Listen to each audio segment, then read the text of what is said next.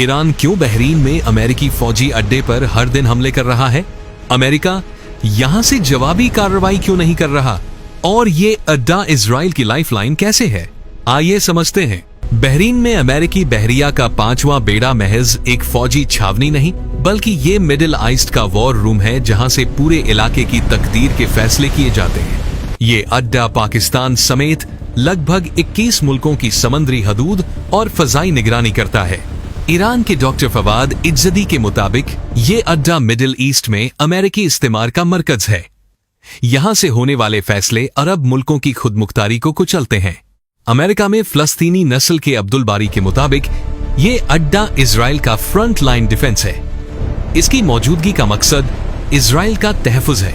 5वां बेड़ा इजराइल और अरब मुल्कों के दरमियान फौजी ताउन का पुल है, जिसकी वजह से इब्राहिमी मुआहिदों जैसे सियासी फैसले मुमकिन हुए।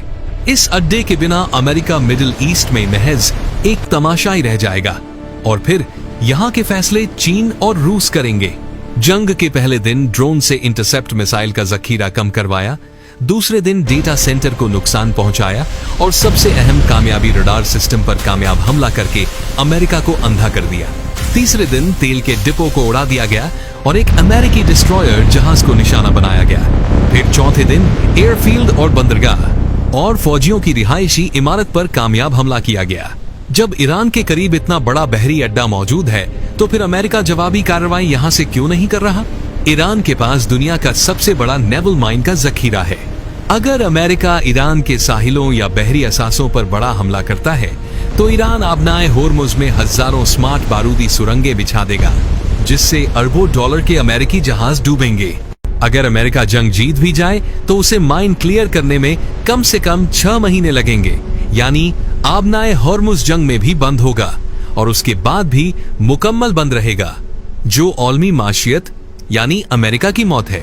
एक भी ड्रोन अगर यहां मौजूद अरबों डॉलर के तैयारा बरदार जहाज को हिट कर दे, तो ये अमेरिका के लिए बहुत बड़ी सियासी और फौजी शिकस्त होगी।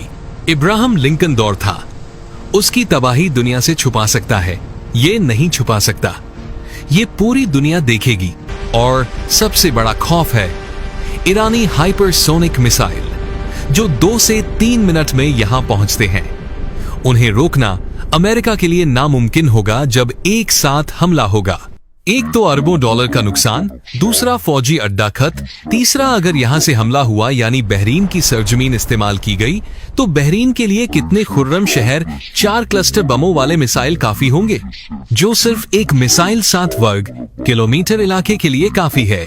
इस सवाल का जवाब आप पर छोड़ देते हैं। ईरान ने यह साबित कर दिया कि अमेरिका का नाकाबिले तस्खीर 5वां बेड़ा खुद महफूज नहीं, तो अब अमेरिका अरब मुल्कों को तहफूज नहीं दे सकता। यहाँ का रडार सिस्टम, जासूसी के ड्रोन ईरान के हर एक कदम पर नजर रखते हैं। ईरान से जो भी मिसाइल और ड्रोन इजराइल की तरफ जाता है, ये अड्डा उन्हें फौरन इत्तला करता है और इंटेलिजेंस फराहम करता है। इसीलिए ईरान ने इसके रडार सिस्टम पर कामयाब हमला किया है।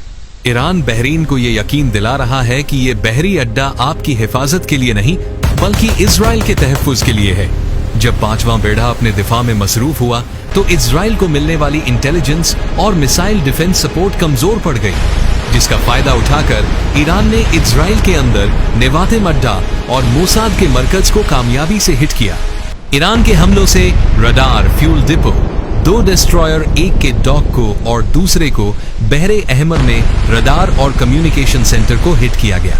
तमाम नुकसान तकरीबन $450 मिलियन है। जहाजों के ईंधन, तनख्वाहें और गश्त से अमेरिका को $150 मिलियन का खर्च हुआ है, और ईरानी सस्ते ड्रोन को इंटरसेप्ट मिसाइलों से रोकने के लिए $600 मिलियन से ज्यादा का खर्च आया है, यानी तकरीबन $1.2 अरब का नुकसान सिर्फ 5 दिनों में। ईरान का मकसद अमेरिका को जंग में हराकर मुकम्मल तबाह करना नहीं, बल्कि उसे दिवालिया करना है। वो सस्ते हथियारों से अमेरिका के महंगे तरीन दिफाई निजाम को माशी तौर पर निचोड़ रहा है।